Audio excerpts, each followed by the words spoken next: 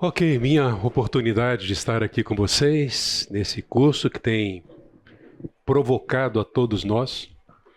E é interessante como que é bom a gente sentar aqui e rever os mesmos princípios, as mesmas verdades, enriquecidos com várias aplicações, ilustrações, para a gente saber lidar com isso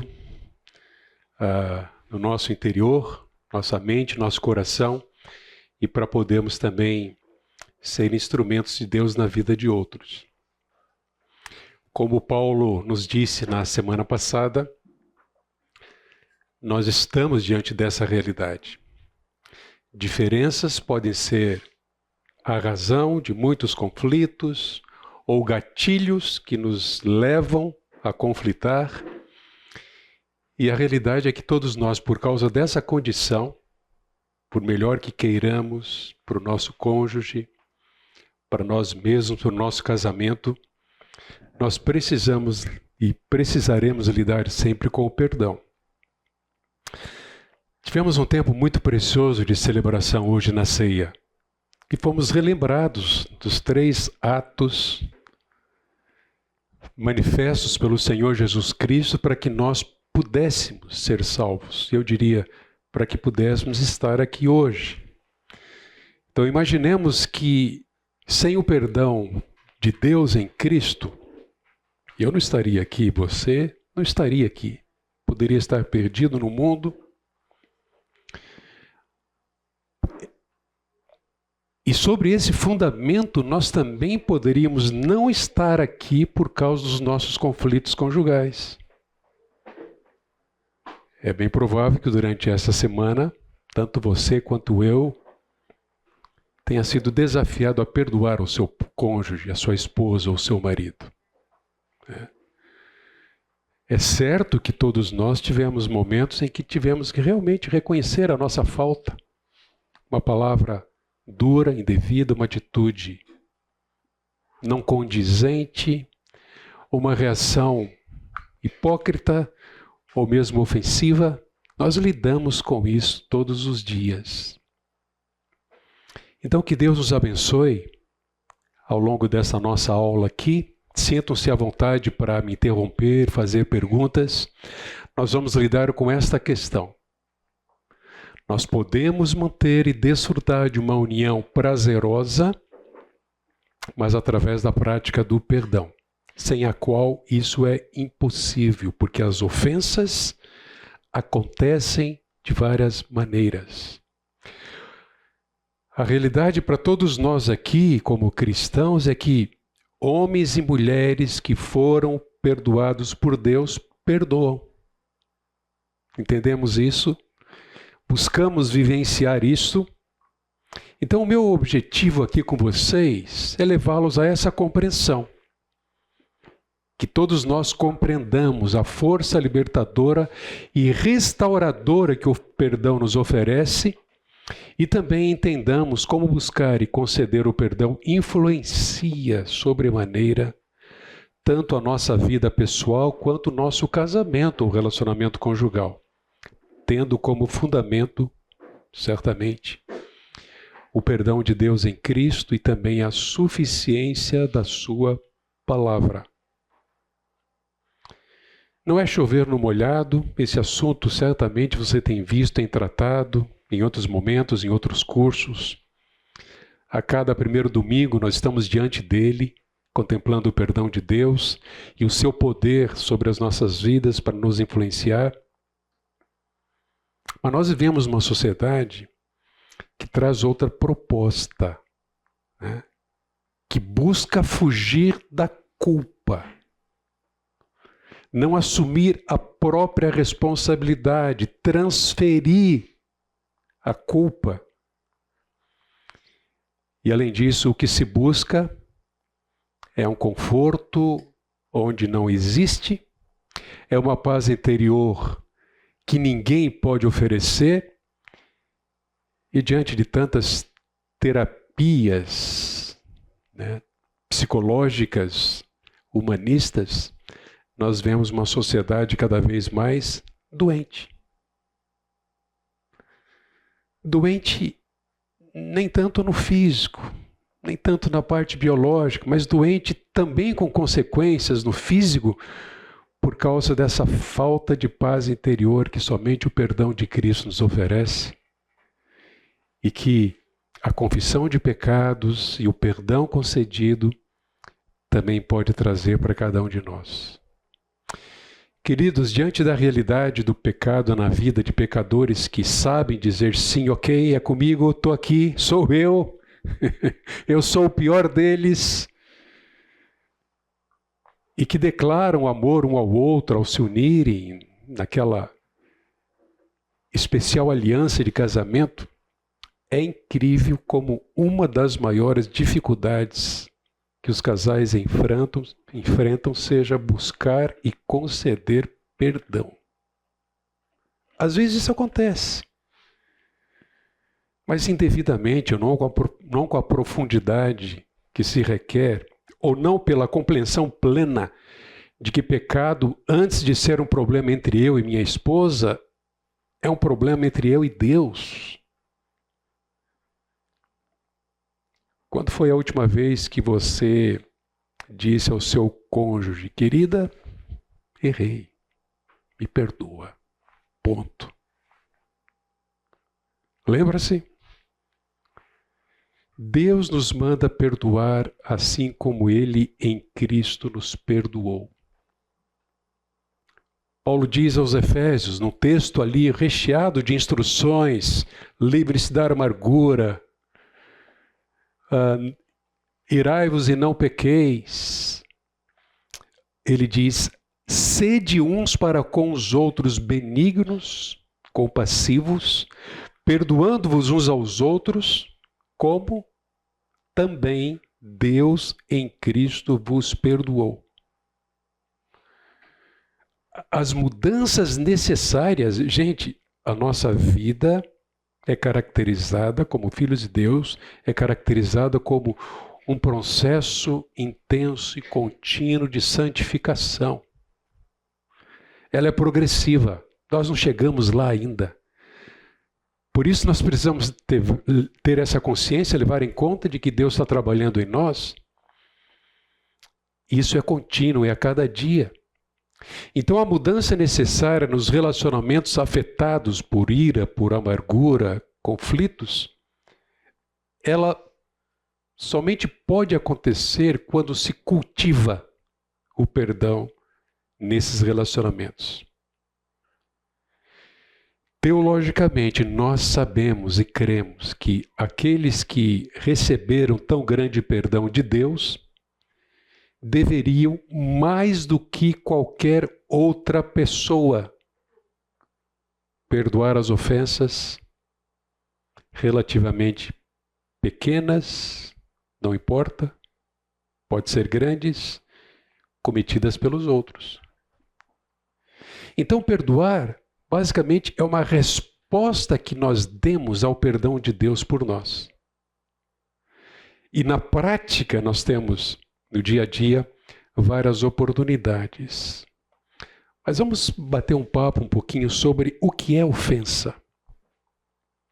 A instrução bíblica que nós temos em alguns textos é perdoar as ofensas. Quando forem ofendidos, se alguém te ofender, como é que devemos reagir? Mas o que seria uma ofensa, especialmente considerando o relacionamento dentro de casa, o relacionamento conjugal?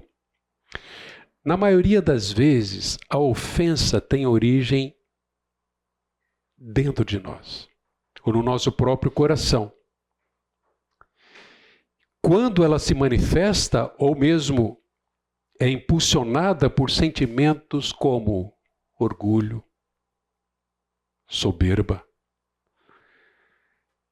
egoísmo, vingança, retaliação, insensibilidade, autodefesa, num aspecto mais amplo, idolatria, que envolve todas essas expressões, né? Ou até mesmo uma má interpretação dos fatos. Reagimos mal porque entendemos mal e então ofendemos o nosso cônjuge. Notem, eu quero trazer aqui algumas situações. Quando e como a gente pode ofender? Obviamente, a infidelidade no casamento pode ser entendida como uma ofensa grave, alguns diriam, embora Deus não faça essa classificação. Todo pecado é grave. Mas obviamente que o cônjuge que não é fiel, ele ofende. Tanto no aspecto mais ofensivo, que é o adultério, quanto no aspecto de uma traição ou de uma ofensa por infidelidade, por não manifestar interesse ou pelo outro, ou não se preocupar com os interesses da esposa, do marido. Nós podemos ser infiéis quando, na verdade, damos mais importância ao trabalho do que a Deus e ao cônjuge.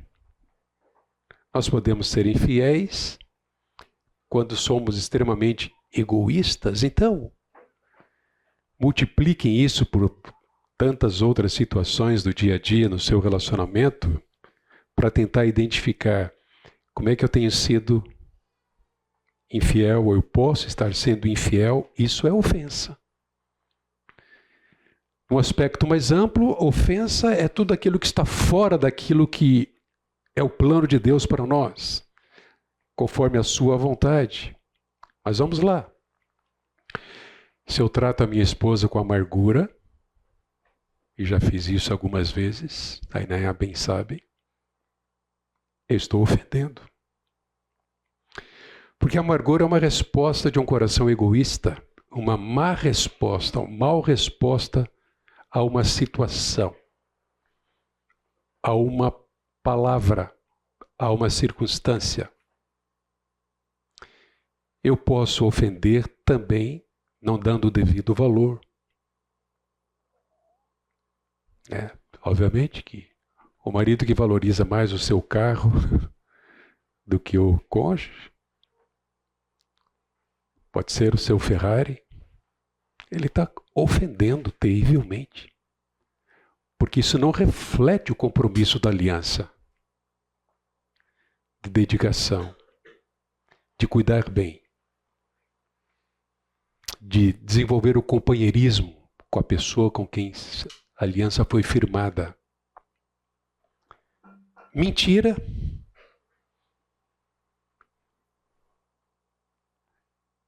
Isso é um tanto comum.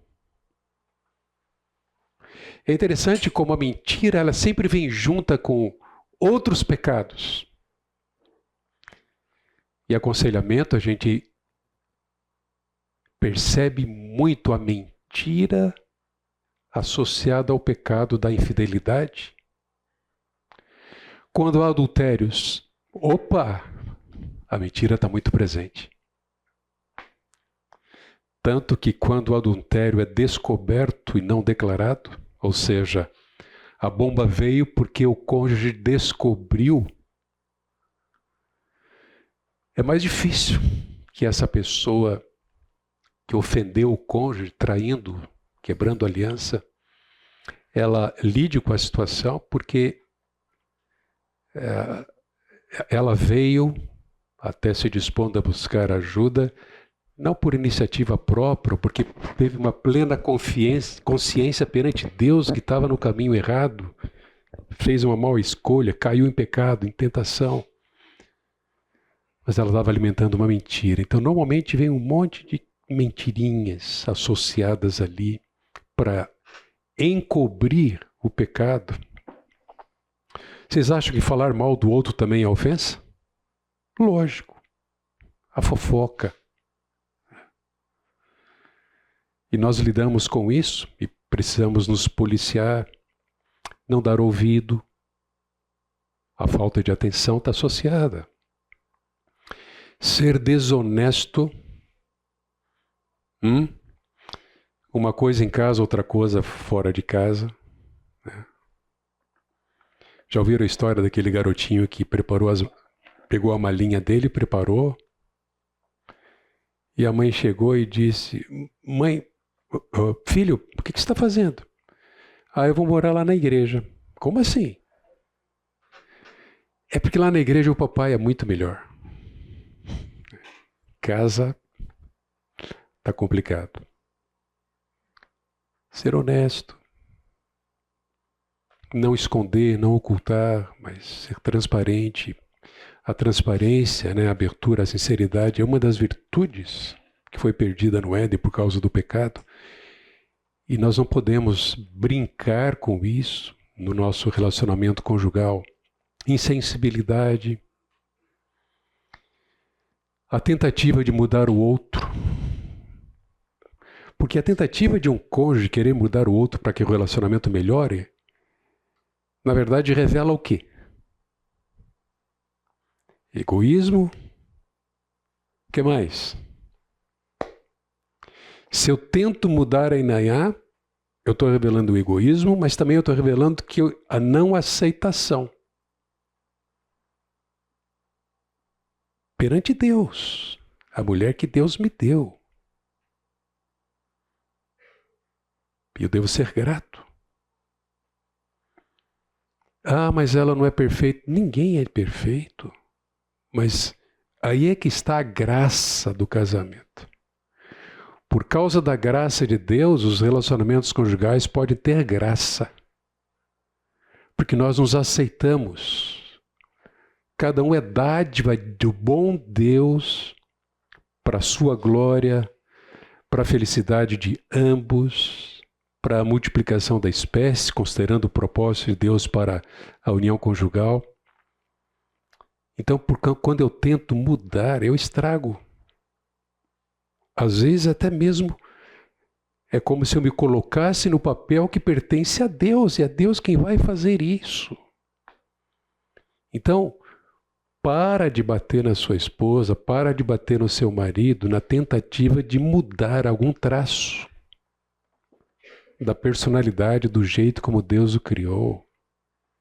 Ainda que você não goste, não tem nenhum problema não gostar. Do tamanho do nariz. Mas um coração que revela contentamento é uma grande bênção dentro do casamento.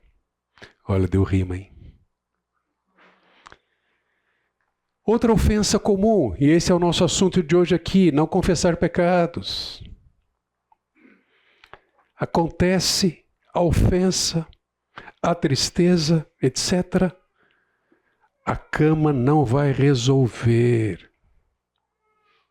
O ir ao shopping, o dar um presente, absolutamente não substitui o caminho da graça para resolver esse problema. Não perdoar, isso é pesado, foi duro demais. Essa ofensa, eu não sou super-homem, não vou aguentar. Não, isso eu não perdoo. Se ela fizer isso, se ele fizer isso, quem sabe, mas eu não vou perdoar. Foi duro demais. Ninguém faz isso. Já viu situação assim? Então, sempre que houver uma ofensa, ambos envolvidos precisarão praticar o perdão. Ou buscar ou conceder. Ou confessar ou buscar o perdão, pedir o perdão. Ou perdoar.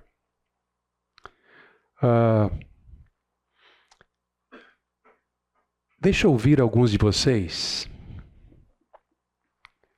O que perdão significa para você? Vamos lá.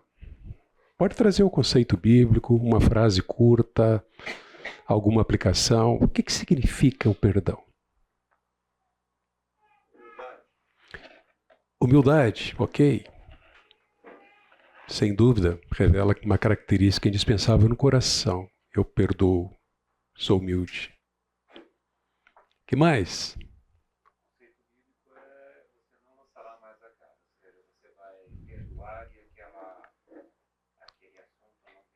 Não tocar mais no assunto é uma demonstração de que, fato, o perdão foi genuíno. Eu não vou tocar mais naquilo, não vou puxar o cartão. Olha aqui, você lembra daquele dia, o que aconteceu, olha só. Joia. E aí? Excelente. É uma escolha. Uma boa escolha, né? Excelente escolha. Uma escolha que glorifica a Deus. Não é sentimento, né, Mônica? É escolha. Joia. A gente vê muito isso no conceito bíblico, tanto no Velho Testamento quanto no Novo. Perdoar significa libertar o culpado. Apagar a dívida. Não há mais tormento ali. Tá lá, tô devendo. Joia. Mais alguém ousa? Deixa eu trazer, para a gente compreender melhor o que é o perdão, o que não significa perdão. Fingir que o mal não foi cometido, mas foi. Todo mundo faz isso, qual o problema? Eu não vou criar encrenca se eu levantar a questão, se eu falar para ela ou para ele que eu me senti ofendido por causa de uma palavra, uma atitude, uma ação. Então não é isso. Perdoar não é isso. Perdoar também não é aprovar o que o outro fez, sobretudo se o erro do outro, a ofensa cometida. Não é um sentimento, né? É uma escolha. Não é inventar desculpa para o erro do outro. Consegue imaginar situações assim? A nossa tendência de arranjar uma desculpa, ou para evitar a confrontação, ou para não querer um ambiente tenso ou de conflito, ou para pensar acerca do outro aquilo que o outro não é.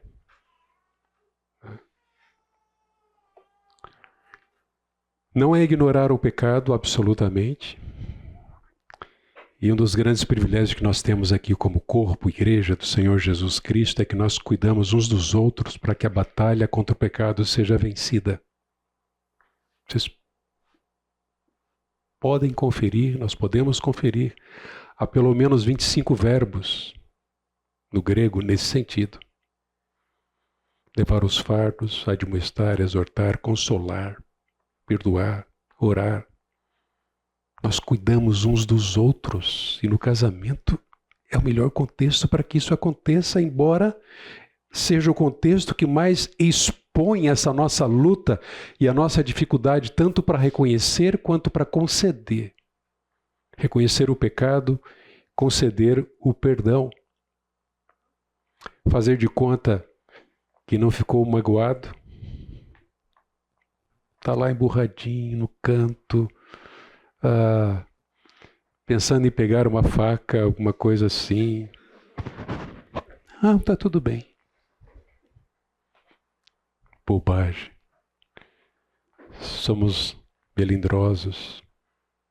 Deixar de agir quando houver rebeldia.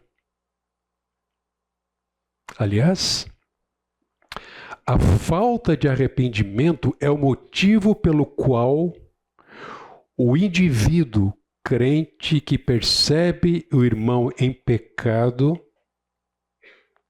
não deve parar aí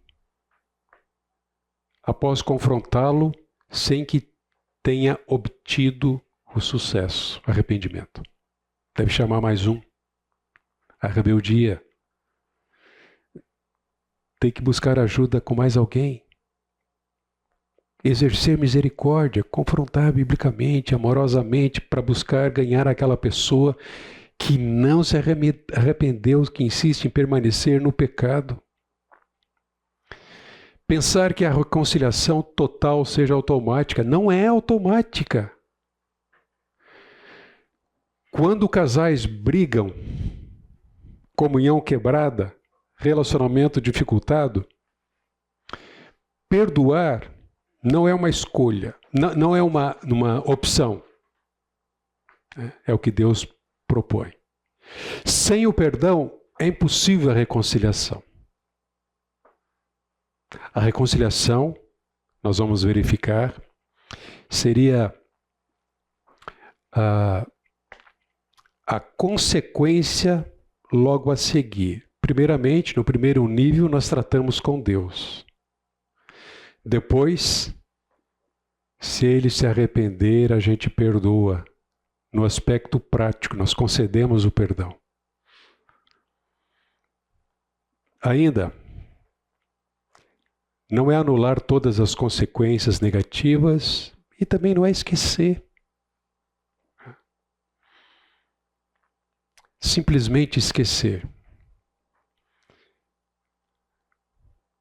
E também, perdoar não é buscar paz a qualquer custo, sem que haja uma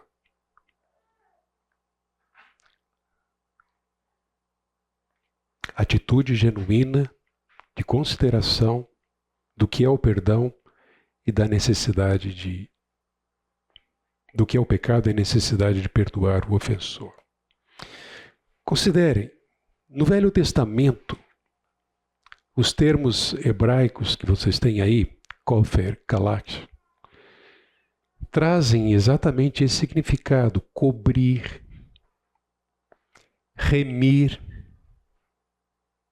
E nesses casos, nessas expressões, refere-se ao perdão divino, ao perdão de Deus, conforme vimos na ceia hoje. Ele pagou, ele cancelou a dívida.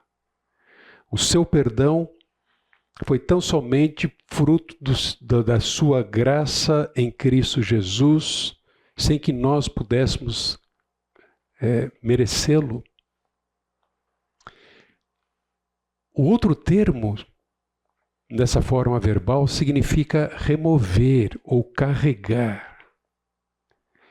A ideia é de livrar da culpa.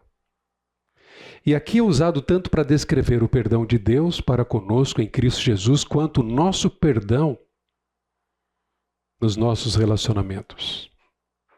Trazendo a ideia de remoção completa, não vai incomodar mais, vai ficar lá, não vou me lembrar mais dele, usá-lo novamente contra o outro para reivindicar alguma coisa, para acentuar o pecado do outro. Como substantivo ocorre 15 vezes e na forma verbal ocorre 40 vezes no Novo Testamento. No Novo Testamento, no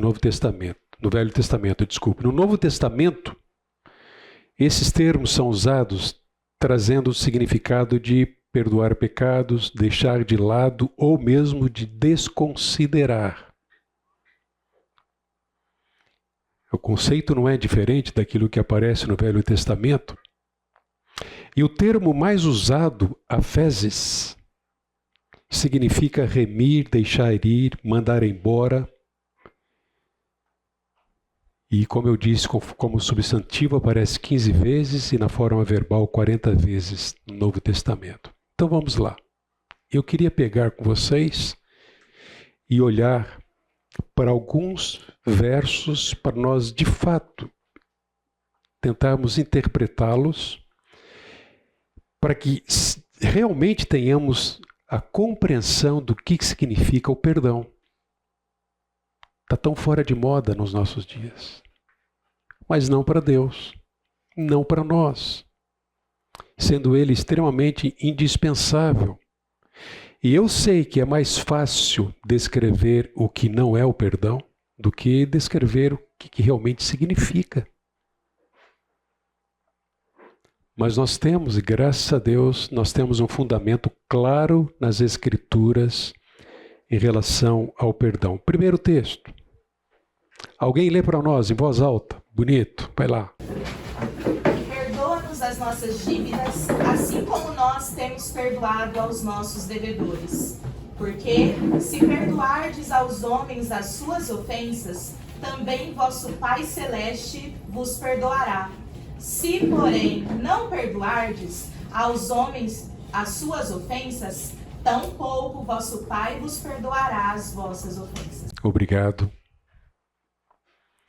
Perdoa-nos as nossas dívidas. Isso aparece aqui na oração na instrução do Senhor Jesus Cristo acerca da oração, no Sermão do Monte. Ele vai trazer um complemento aqui nos versos 14 e 15. Um pouquinho diferente, é registrado por Lucas, no capítulo 11, versículo 4, mas traz a mesma ideia. O que seria a dívida? O que é uma dívida? É um pecado, usado no texto aqui para se referir ao pecado. É aquilo que nós tínhamos ou temos para com Deus e não podemos pagar senão unicamente através do perdão oferecido por Deus em sua graça em Cristo Jesus. Uma dívida é uma violação, envolve uma violação às suas leis, aquilo que Ele estabelece para nós, a fim de que possamos glorificá-lo. Então, perdoa-nos as nossas dívidas, nós dizemos ao Pai, como nós temos perdoados aos nossos devedores. E então?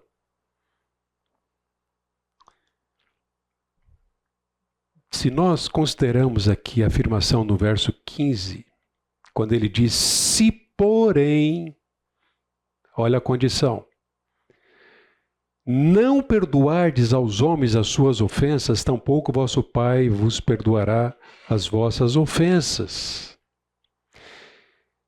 Deus ameaça reter o perdão, a limpeza diária. Se confessarmos nossos pecados, Ele é fiel para nos perdoar, purificar de toda injustiça.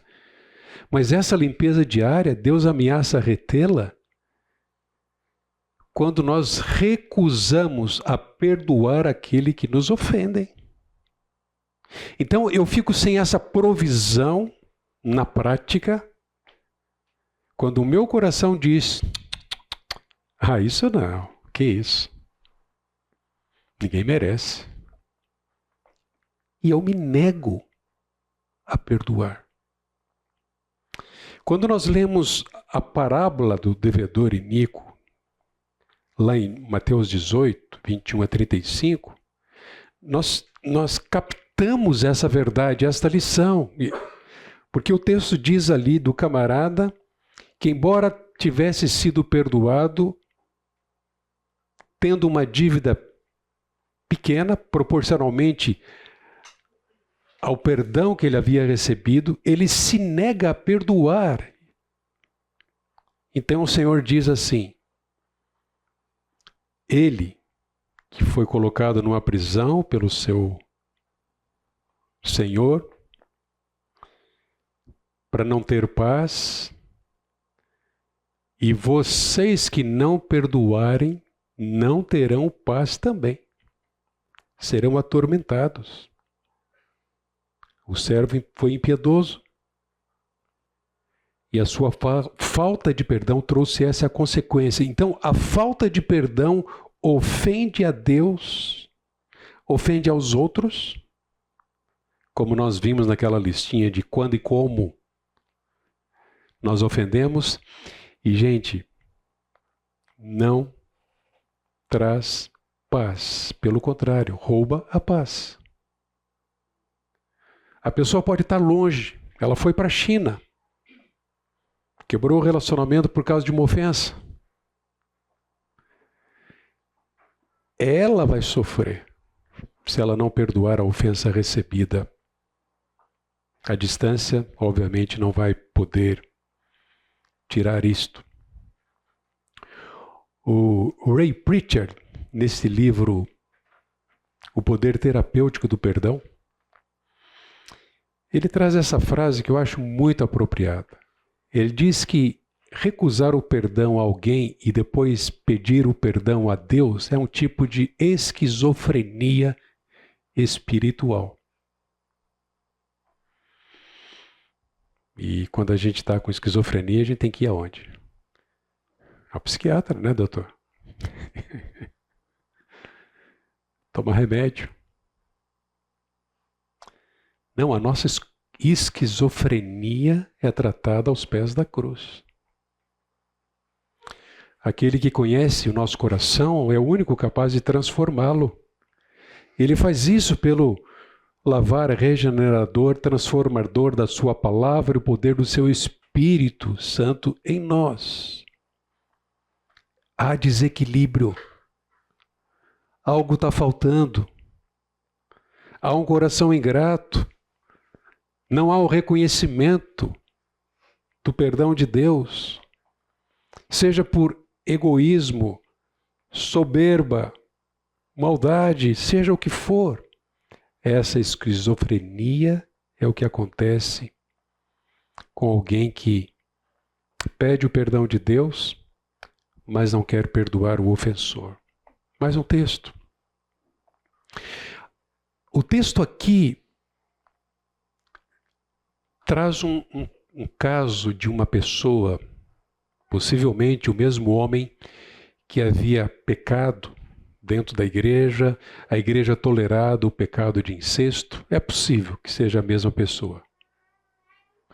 Mas esse camarada agora, ele havia reconhecido o pecado, confessado, e agora ele busca voltar para a igreja. E a igreja tem que sempre estar de portas abertas para o pecador arrependido. Ele volta. Então vejam, Paulo diz assim: de modo que deveis, pelo contrário, perdoar-lhe, aquela pessoa, confortá-lo para que ele não seja consumido por excessiva tristeza. Esse foi o texto que Deus usou para falar ao coração de uma irmã cujo marido havia compartilhado um caso de adultério cometido há muitos anos no início do casamento. A primeira reação natural foi de: vou matá-lo. Está acabado. Que terrível. Mas depois ela se colocou perante Deus e Deus usou esse texto para falar ao coração dela, e quando ela me disse: eu não tenho direito de não perdoá-lo porque eu não merecia e fui perdoado por Deus. E ela concedeu o perdão. Obviamente que conceder o perdão não significa que voltar automaticamente à normalidade. Há um processo de cura da ferida. Há um processo em que ambos precisam voltar a estar bem, mas isso aconteceu, graças a Deus, estão bem firmes e fortes. Paulo diz ainda: a quem perdoais alguma coisa, também eu perdoo.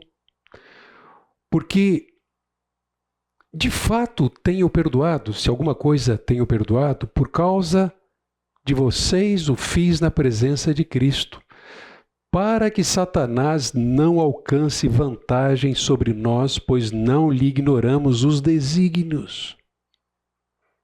Então, percebam, quando não perdoamos,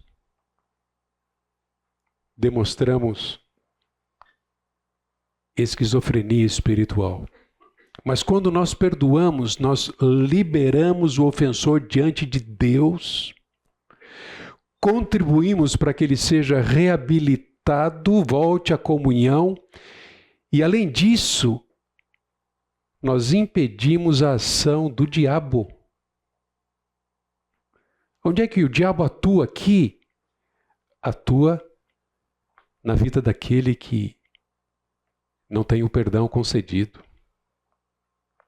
E certamente não é restaurado completamente a sua relação com Deus e também no contexto da igreja, né? Lembre-se que no terceiro estágio da disciplina bíblica, quando há um pecador que não se arrepende, há opção não, há instrução para que seja entregue a Satanás. Ele vai estar sob a influência do mundo. E o mundo inteiro jaz no maligno. Ele perde a proteção da igreja. Quão terrível é isso? A rebeldia perdurar até esse ponto da pessoa perder a proteção da igreja, o perdão da igreja, por causa do pecador que não se arrepende.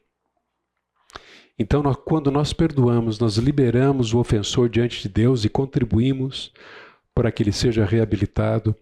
E, além disso, nós impedimos, fechamos as portas para a ação do diabo.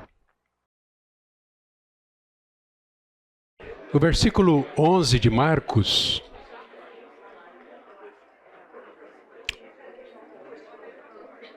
é o que nós já vimos em Mateus, mas vamos considerar mais aqui.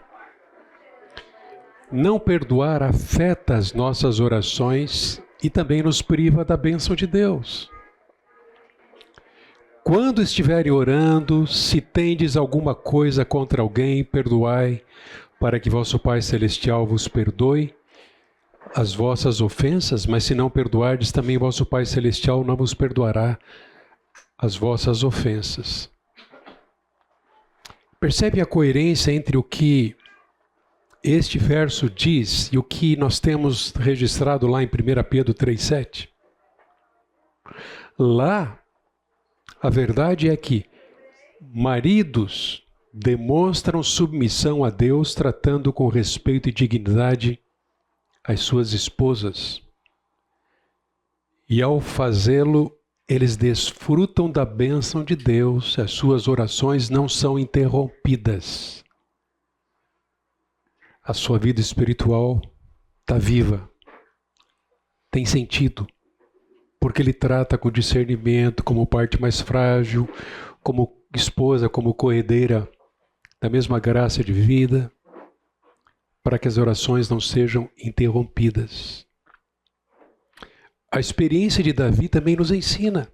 Lembram-se qual o contexto aqui? O que ele confessa? O que ele coloca perante Deus? O seu pecado com Batseba. Bem-aventurado aquele cuja iniquidade é perdoada e cujo pecado é coberto. Bem-aventurado o homem a quem o Senhor não atribui iniquidade, em cujo espírito não há dolo.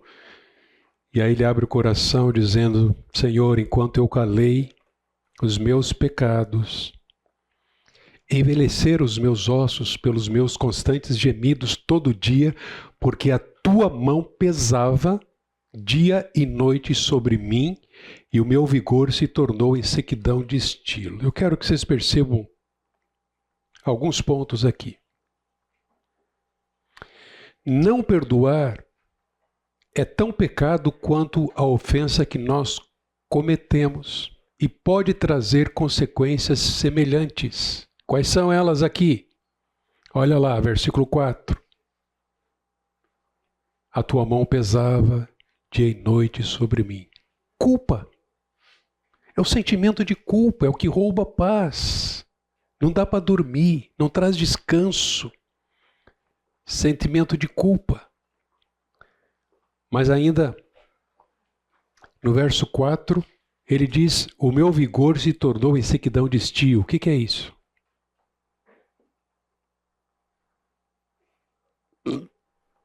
O seu corpo está sentindo. Sua carne está gemendo. Não é só uma falta de paz interior no coração, mas também uma consequência física. O seu corpo, por causa do seu pecado, e não somente por causa do pecado, mas enquanto não confessou esse pecado para se libertar de todos esses sintomas, sentimento de culpa, falta de vigor para viver e consequências físicas. Enquanto calei, envelhecer os meus ossos pelos meus constantes gemidos. Não é uma questão aqui de resolver pela densitometria óssea, e um tratamento para fortalecer os ossos. Ele está dizendo, Senhor, bem-aventurado, feliz é aquele que confessa, que reconhece, que alcança, que recebe, que desfruta do teu perdão. Vale a pena nós considerarmos também o que acontece com a gente quando a gente não perdoa a ofensa do cônjuge. Uma das reações uma das consequências é que a nossa comunhão com Deus é interrompida, certo? Todo pecado interrompe a sua e a minha comunhão com Deus. Se dissermos que temos comunhão com Ele e andarmos nas trevas, nós mentimos e não praticamos a verdade, não somos mentirosos. Né? Nós desfrutamos da sua graça, porque admitimos que pecamos e confessamos os nossos pecados, inclusive o pecado de não perdoar a ofensa. Mas também, quando a gente recusa a praticar o perdão, nós entristecemos o espírito.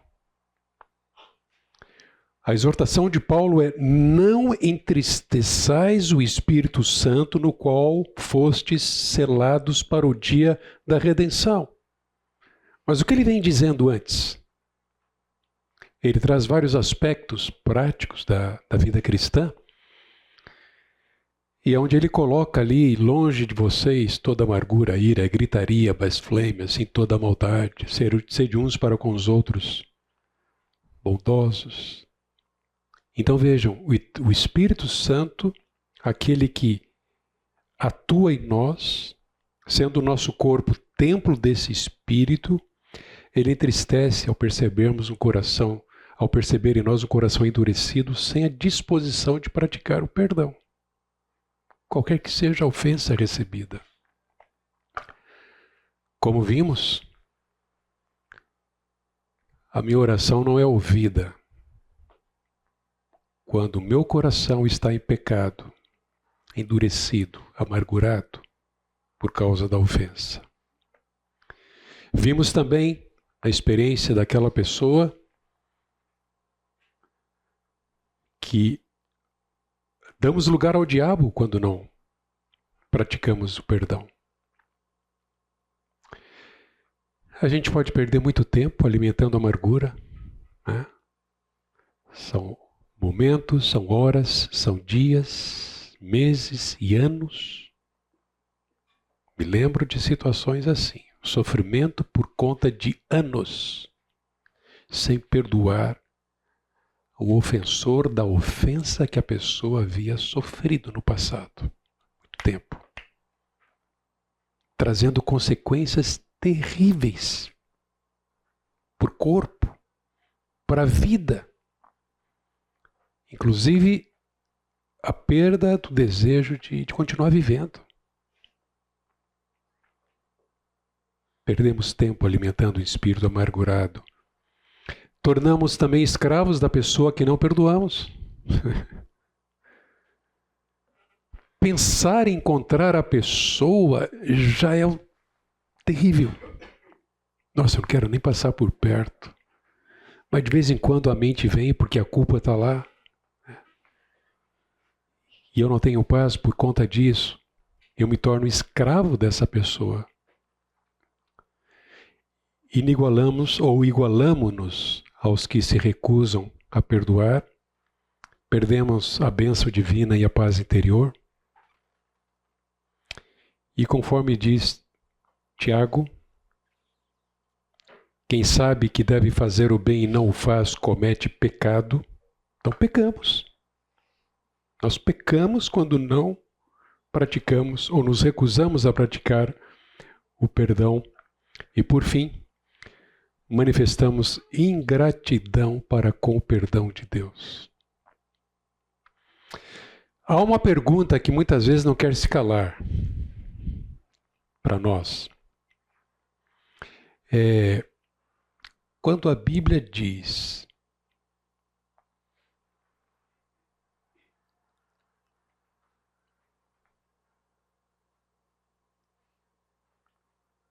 que eu devo perdoar o meu irmão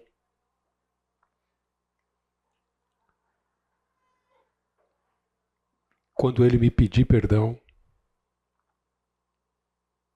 Significa que eu tenho o direito de não perdoá-lo até que isso aconteça?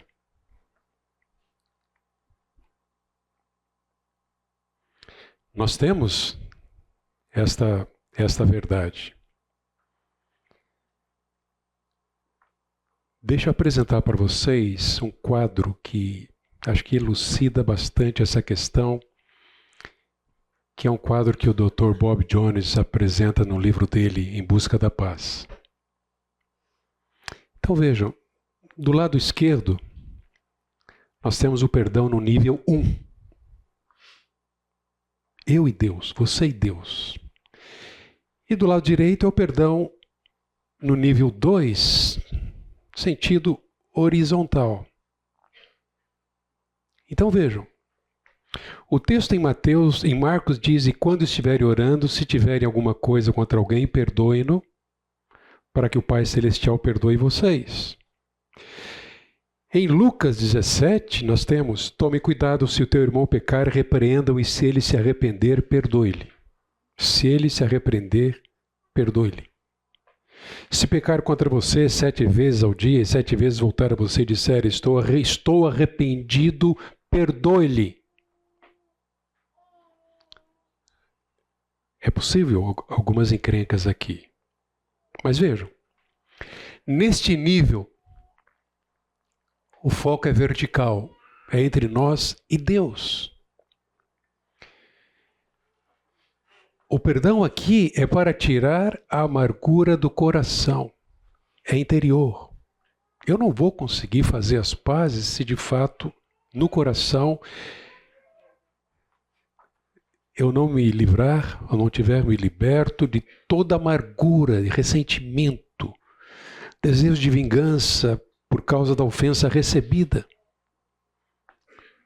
Esse perdão aqui, ele é incondicional. É o que Deus nos manda fazer. Em resposta à sua graça, não é uma questão de justiça. Eu me livro de um coração endurecido, amargurado, ao perdoar, e eu trato disso com Deus em primeiro lugar. Aquele texto que diz: não se ponha o sol sobre a vossa ira, não é uma instrução para que haja um tratamento de qualquer jeito, a todo custo, com a pessoa da ofensa, antes de dormir, de passar a noite. Mas sim, é um tratamento com Deus. Para que eu durma em paz com Ele, não tendo nenhum pecado por ser confessado. No nível 1, o compromisso é com Ele. Perdoar mesmo sem o arrependimento do ofensor. Ah, mas ele não pediu perdão. Mas ela não reconheceu que pecou. Está tirando o corpo fora, a ficha não caiu. Então, eu devo perdoar mesmo assim? Vejam, nesse nível, Deus espera que perdoemos mesmo sem o arrependimento do ofensor. Ao perdoarmos, na verdade, nós isentamos o ofensor e entregamos ele a Deus. Senhor, está nas tuas mãos. Se o senhor quiser dar um porrete, o senhor pode fazer isso. Não compete a mim. A justiça é tua. Mas eu sei que, de fato, um coração que entrega, que liberta da culpa, é esse o coração que o Senhor deseja. Não apenas para me trazer a paz, mas também para possibilitar a restauração do relacionamento. Então livra também o coração da amargura e prepara a pessoa para reconciliação. Vocês que estiveram aqui na conferência com os pessoal da Peacemakers puderam perceber bem esse processo, né, para se lidar com conflitos. Glória de Deus, primeiro lugar. Segundo, perdoar o ofensor. Depois é que vem buscar a reconciliação. Vamos lá. No foco horizontal, de fato, é o meu relacionamento com a outra pessoa, com o meu cônjuge. É para reconciliação com ele. Então é uma questão interpessoal. A gente não pode banalizar essa questão, como eu disse, dando ao tempo toda a capacidade de resposta e de solução para o problema, toda a possibilidade. Medidas têm que ser tomadas, porque há um compromisso com o ofensor arrependido. Como alguém já disse aqui, eu não vou mais levantar a ofensa perdoada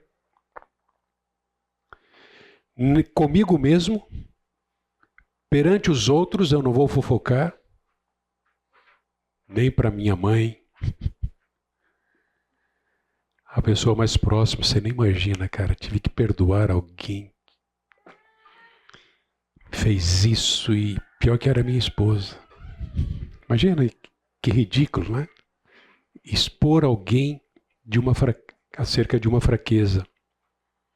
E perante o ofensor, ou seja, não vou levantar mais a questão, vai ficar no passado, como Deus faz comigo.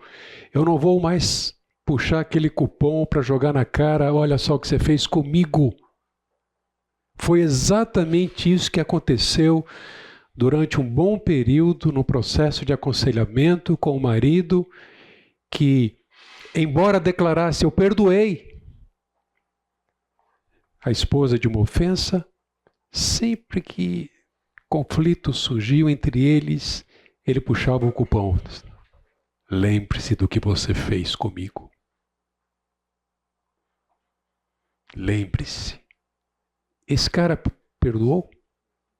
Não, isso não é perdão.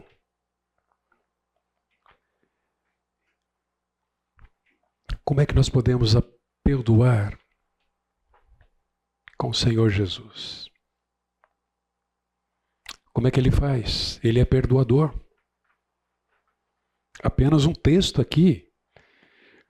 Tu, ó Deus perdoador. A declaração de Neemias. Qual é o contexto aqui? O povo se recusava a ouvir o Senhor. Eles haviam se esquecido dos milagres de Deus. Tornaram-se obstinados, escolheram um líder para voltarem à sua escravidão. E aí Neemias declara, tu és um Deus perdoador. Nós temos provado isso nas nossas vidas. Como eu disse, por isso a gente está aqui hoje. Além disso, ele perdoa todo o pecado. Não existe pecadinho ou pecadão, toda ofensa. Ele é quem perdoa todas as tuas iniquidades e quem sara todas as suas enfermidades. Gente, não é uma promessa aqui, essas palavras do salmista. É um testemunho do que o nosso Deus faz. Nós tentamos classificar pecados e escolher se vamos perdoar ou não a ofensa. Deus não é assim. Ele perdoa todas as iniquidades. Além disso, ele perdoa por causa da sua misericórdia e não por causa do nosso merecimento. Você acha que merece alguma coisa? Você mereceu o perdão de Deus para que fosse salvo? É impossível. Paulo diz, e a vós outros que estáveis mortos pelas vossas transgressões e pela incircuncisão da vossa carne, o texto que o Natanael usou hoje na ceia, vos deu vida juntamente com ele, perdoando todas os nossos delitos e tendo cancelado o escrito de dívida, sentença, culpado, devedor, que era contra nós e que constava de ordenanças, a qual nos era prejudicial, ele removeu-a, encravando-a na cruz, pelo sangue de Jesus. Foi pago, liberto, limpo. O perdão do nosso Deus não é um perdão meia boca, é integral. Paulo diz aos Romanos: agora, pois, já nenhuma condenação há para os que estão em Cristo Jesus. Essa palavra condenação aparece 3 vezes no Novo Testamento, todas elas em Romanos. É um livro cheio de linguagem atribuída, relacionada à justiça. Ela é usada exclusivamente no contexto judicial. Refere-se ao veredito de culpa e à penalidade do veredito, condenação. Nenhum pecado que possamos cometer, seja passado, presente ou futuro, pode ser usado contra nós. Não. Está garantido pelo perdão de Deus, porque a nossa penalidade foi paga integralmente por Cristo e a justiça imputada ao cristão. Justo, justa, justificado, justificada, separado, separada. O perdão de Deus é integral. Essa decisão legal não pode ser revertida por nenhum pecado. Às vezes nós temos que trazer à parte alguns alunos da classe de integração, porque eles chegam com essa dúvida ou falsa certeza, se é que é possível isso. E agora? Perdi a salvação. Como se o perdão de Deus fosse limitado. Não. A libertação da condenação é a manifestação do perdão integral de Deus. Isso jamais poderá ser alterado. Vejam, quando Ele nos perdoa, não nos trata mais conforme o nosso pecado. Somos tentados a fazer isso nos nossos relacionamentos. Pecou, não vai ser mais a mesma coisa. E o pior é quando nós pecamos nas nossas atitudes, reações e ações, porque o outro falhou conosco. Isaías diz: eu mesmo, o Senhor, sou o que apago as tuas transgressões por amor de mim e dos teus pecados, eu não me lembro. Esse é um dos pontos altos da graça de Deus. Remido, perdoado, liberto.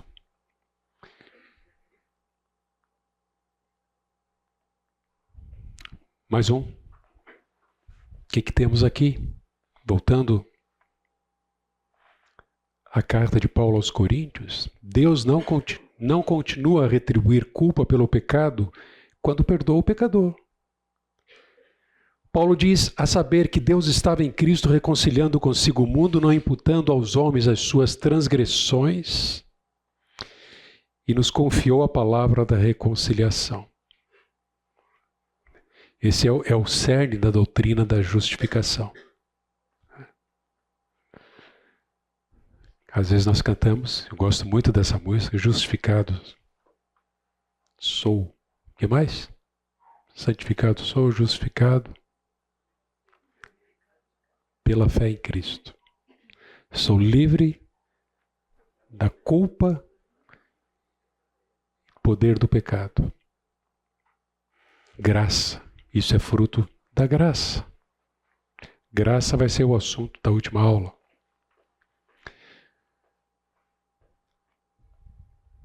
O texto que todos vocês sabem de cor, pois não?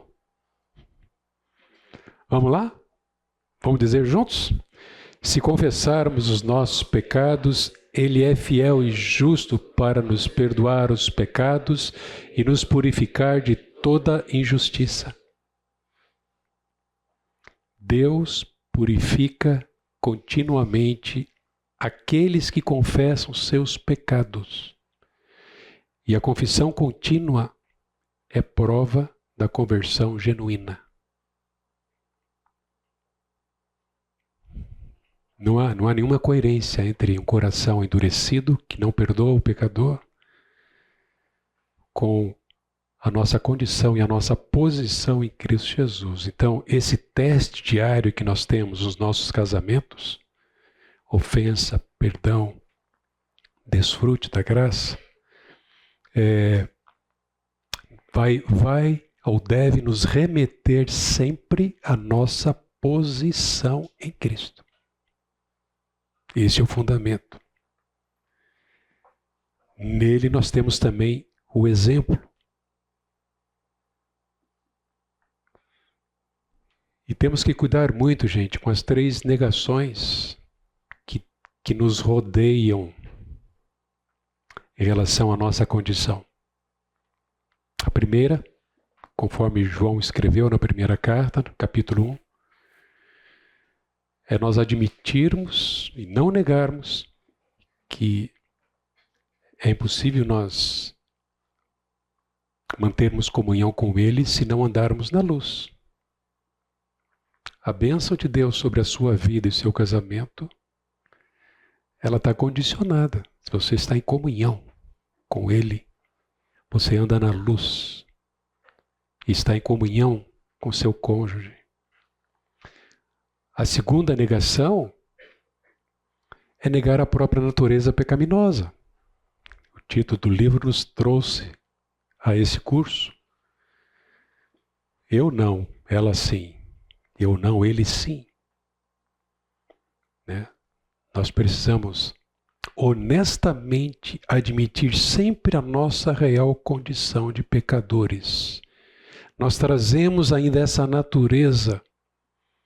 E se não consideramos isso, nós não vamos dar valor ao Evangelho de Jesus, que é a esperança para o seu casamento, para o meu casamento, para a sua vida, para a minha vida, porque o Evangelho nos mostra quem nós somos e nos apresenta a nossa esperança, que é a graça de Deus em Cristo Jesus e o seu perdão por nós. Qual é a terceira negação? Se dissermos que não cometemos pecado, eu não peco mais. Eu não creio que qualquer um de vocês aqui tenha chegado a essa atitude. Eu já sou santo em procedimento, não peco mais. Pergunta para minha esposa. Pronto. Não consegue sustentar. É impossível. Paulo, que nós temos como um exemplo tão encorajador para as nossas vidas, ele reconhecia essa luta diária. O bem que eu quero fazer eu não faço. Peco, faço mal. Miserável homem que sou, o pior dos pecadores. Quem pode me livrar disso? Então, nós ainda cometemos pecado, né? Bem provável que todos nós ainda hoje já pecamos. Atitude, comportamento, pensamento. Então eu gostaria de concluir o nosso tempo aqui trazendo algumas pistas, algumas sugestões, para que você considere, sobretudo considere em oração,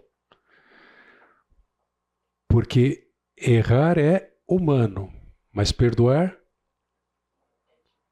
é divino, né? Mas que grande privilégio a gente tem. Um Deus que não apenas nos perdoa, mas nos capacita para que a gente possa desfrutar do perdão nos nossos relacionamentos. Então, aqui vai. Perdoe sempre a todo que lhe ofende. Porque se perdoardes, também Deus, o Pai Celestial, vos perdoará. Não faça acepção, não discrimine. Como diz Tiago, seja o pobre, seja o rico. perdoe a todo aquele que lhe ofende, irmão ou não. No nível de um escalão mais alto ou mais baixo da nossa sociedade. Perdoe como Deus em Cristo lhe perdoou. Como é que Deus em Cristo nos perdoou? Tragam completamente. O que você enxerga nisso?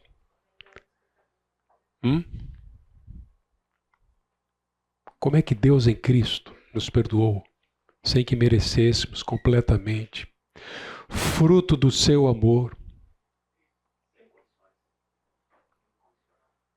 Incondicional, exatamente. Não interesseiro. Não fez nenhuma barganha conosco. Nos isentou totalmente, sem que tivéssemos que pagar algo. Vamos lá. Perdoe integralmente. Mas se ele fizer isso, se ela fizer isso, isso é comum. Quantos casos nos são trazidos aos conselheiros e conselheiras, que as pessoas trazem essa condição. Se o outro fizer algo, se não fizer algo, perdoa ou não perdoa. E amarramos pecaminosamente a questão do perdão nisso. Ao perdoar, livre-se de ressentimentos ou da amargura no trato com o outro. A ofensa não tratada devidamente através do perdão vai resultar em amargura. Amargura é falta de perdão reprimido. É quando nós achamos que temos o direito de ficar assim e de agir assim para retalhar até que o outro pague por aquilo que cometeu contra nós. Livre-se. Sejam bondosos e compassivos uns para com os outros, perdoando-se mutuamente, assim como Deus em Cristo perdoou vocês. Além disso, não devemos ficar remoendo, lembrando os fatos, já vimos isto, ou culpando o outro pelas consequências do pecado. A instrução de Paulo aos Filipenses, ela não é dirigida especificamente a casais, mas ela considera relacionamentos no contexto da igreja. E no verso 8 do capítulo 4 ele vai dizer: irmãos, tudo que for verdadeiro. Olha a encrenca aqui, a batalha a ser vencida. Mente, pensamento. É a área onde Satanás mais atua para fazer a nossa cabeça para que a gente não agrade a Deus. Perdoar para quê? Qual o problema? Vai fazer de novo? E de novo? Não merece. Tudo que for verdadeiro, nobre, correto, puro, amável, de boa fama, se houver algo excelente ou digno de louvor, pensem nessas coisas. Não use os pecados perdoados, como eu disse, como cupons, para serem usados no futuro. Tome iniciativa. Afinal, quem deve dar o primeiro passo? O ofensor ou o ofendido? Ambos. Se eu fui ofendido, Senhor.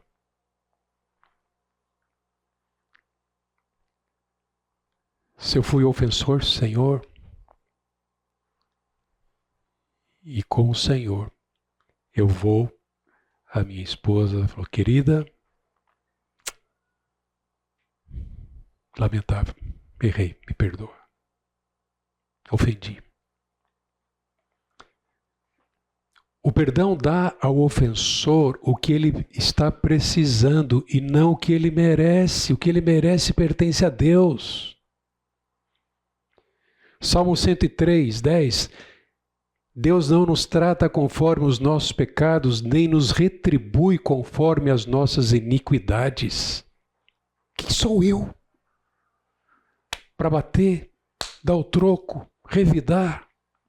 Ficar emburrado, usar a estratégia do silêncio, praticar o jejum sexual, 6 meses, sem intimidade. Essa é a realidade de alguns casamentos. Quando nós nos julgamos no direito de fazer aquilo que só pertence a Deus. Ao perdoar, queridos, evite expor o pecado a terceiros. Tente edificar. Evite palavras torpes. Use o que for útil para edificação. Conforme a necessidade, transmita graça aos que ouvem. São conselhos do apóstolo Paulo. Então, o que pode contribuir para solidificar e tornar prazeroso o seu casamento? Ainda que tenha sido ou seja agredido por alguma ofensa. Pecadores que foram perdoados reconhecem que seus ofensores também são pecadores. Eu não sou melhor do que a minha esposa. Eu não sou menos pecador do que ela. Essa é minha miserável condição que eu devo reconhecer diante de Deus. Pecadores que foram perdoados abrem mão do direito de acertar as contas, porque eles entregam o julgamento nas mãos do Supremo Juiz. Pecadores que foram perdoados reavaliam seus sentimentos em relação aos outros e abandonam a ira e a amargura.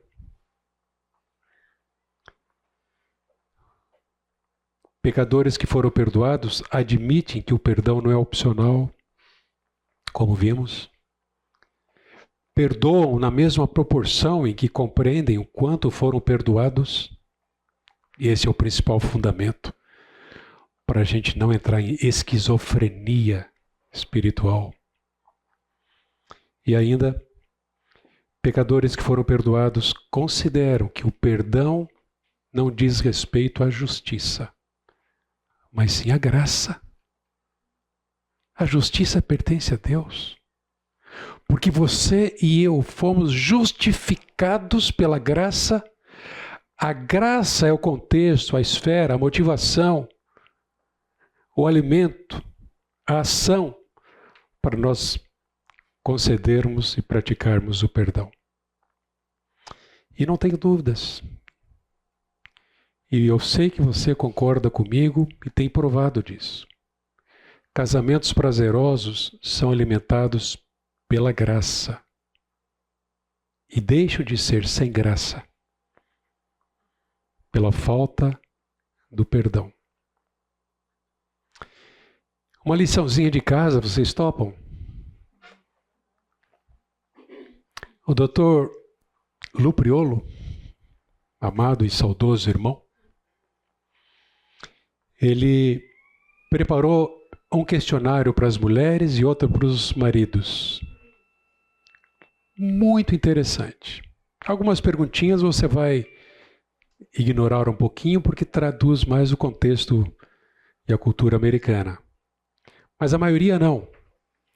Então, maneiras comuns como o marido peca contra a sua esposa.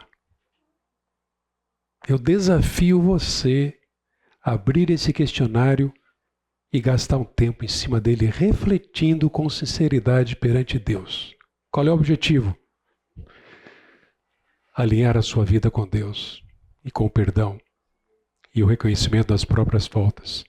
E o outro é para as esposas, maneiras comuns como a esposa peca contra o seu marido. É só entrar aí nesse QR Code e baixar. Tá bom? Vamos orar.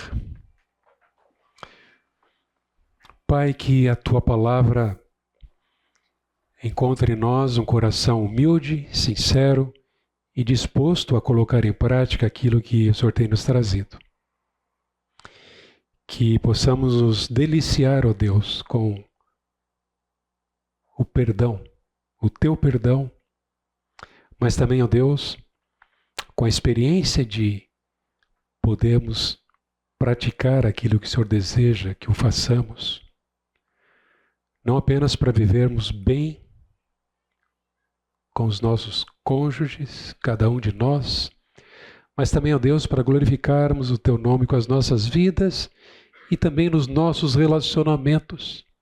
Livra-nos, ó Deus, da dureza de coração, da esquizofrenia espiritual e dá-nos essa alegria, ó Deus, de contemplar o Teu perdão e também, ó Deus, de praticarmos o perdão no nosso casamento e nas nossas vidas.